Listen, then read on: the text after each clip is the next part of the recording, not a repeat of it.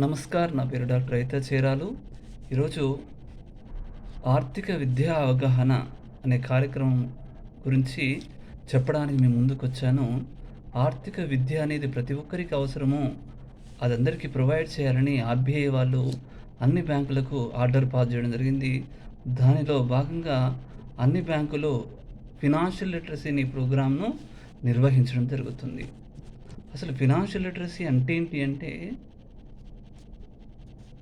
Financial decisions ఏవైతే ఉంటాయో వాటిని సమర్థవంతంగా తీసుకునేటువంటి శక్తిని ఏమంటారంటే ఆర్థిక విద్యా అవగాహన అంటారు. అంటే ఆర్థిక అక్షరాస్యత అని కూడా అనవచ్చు. ఇంకోటి ఆర్థిక పరమైనటువంటి జ్ఞానము, అంటే మనీ పరమైనటువంటి విషయాలను అర్థం చేసుకొని సరైనటువంటి ప్రణాళిక ద్వారా ఆర్థిక ప్రణాళిక చేసుకొని ముందుకెళ్ళేటటువంటి కార్యక్రమాన్ని ఏమంటారంటే ఫినాన్షియల్ లిటరసీ ప్రోగ్రామ్ అంటారు. అంటే ఇంగ్లీష్‌లో ఏమంటారంటే financial literacy means the knowledge and skills needed to make about financial decisions. ఆర్థికపరమైనటువంటి నిర్ణయాలు తీసుకునే ఒక నాలెడ్జ్‌ని, ఒక స్కిల్స్‌ని ఏమంటారంటే స్కిల్స్ కలిగి ఉండడాన్ని మనం ఫినాన్షియల్ లిటరసీగా చెప్పవచ్చు అంటున్నాడు. ఇక్కడ ఒక వర్డ్ ఏంటంటే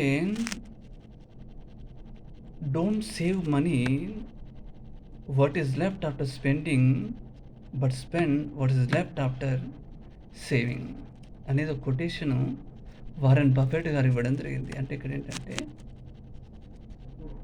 ఖర్చు చేసిన తర్వాత మిగిలింది ఏదైతే ఉందో దాన్ని సేవ్ చేయడం జరిగింది.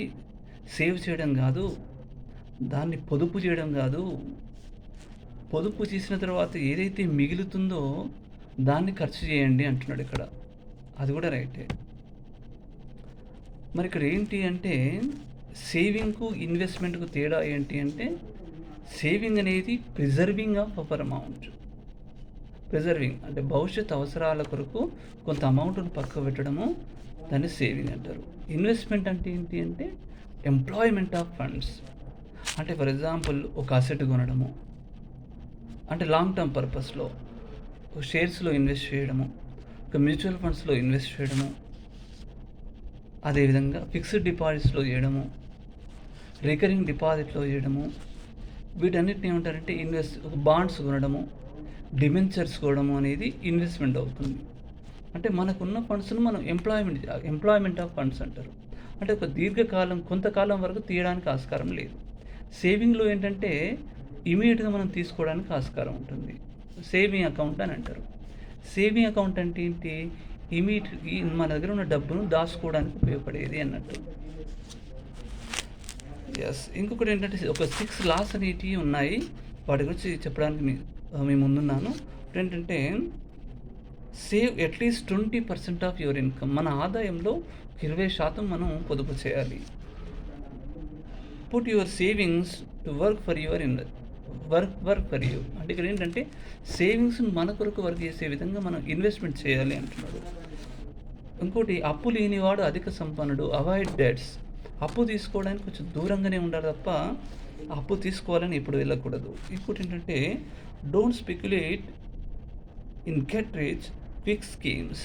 అంటే ఇక్కడ ఏంటంటే రాత్రికి రాత్రి నేను ధనవంతుని కావాలని కొన్ని స్కీమ్స్ ఉంటాయి. ఆ స్కీమ్స్లలో ఇన్వెస్ట్ చేయడానికి మనం ముందు పోకూడదు అన్నట్టు. ఇంకోటి ఏంటంటే invest in your self to gain the knowledge and skills to increase your earning power.